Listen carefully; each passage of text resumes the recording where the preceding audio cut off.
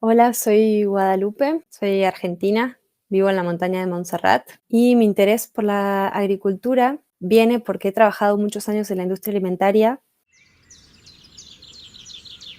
Me he decidido hacer el máster de agricultura regenerativa de Regen Academy porque me interesa saber cómo se puede cambiar las cosas de base. Siempre tengo como una mirada o un foco respecto a lo alimentario, pero la industria alimentaria está tan mal que si vamos hacia atrás termino siempre cuestionándome qué pasa en las tierras, en el campo, y me parece que hay un potencial muy grande si cambiamos la manera de producir. Sí, descubrí que hay un porqué muy grande de por qué hacerlo así, que se puede volver a hacer bien las cosas. Este máster me aportó sobre todo esperanzas y ganas de hacer y muy buenos vínculos y gente que está haciendo cosas muy bonitas.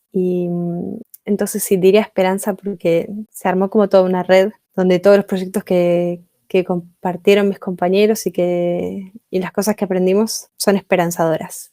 Algo que he mejorado gracias al máster es la mirada dentro de la industria alimentaria, saber que están cambiando cosas, porque sé que hay proyectos multinacionales que ya están pidiendo proveedores provenientes de agricultura regenerativa. Bueno, de este máster destacaría la generosidad, porque es una propuesta donde te abren como un historial todo lo que fueron viviendo y transitando esta familia para hacer el traspaso regenerativo, y son muy generosos. Nos compartieron todas las cosas que les fueron bien en la finca, las cosas que les fueron mal, las cosas que no sabían, los números, que es un conocimiento que se imparte a partir de la propia experiencia, y lo he disfrutado mucho más que cualquier otra formación o estudios como universitarios, y una herramienta técnica espectacular para los trabajadores de la tierra, para jóvenes que quieran volver al campo, para gente que haya trabajado en el campo toda la vida pero quiera cambiar la manera de producir. Es muy heterogéneo. De hecho, yo no soy particularmente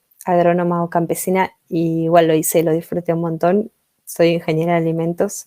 Me pareció brutal y me llevó un montón de cosas.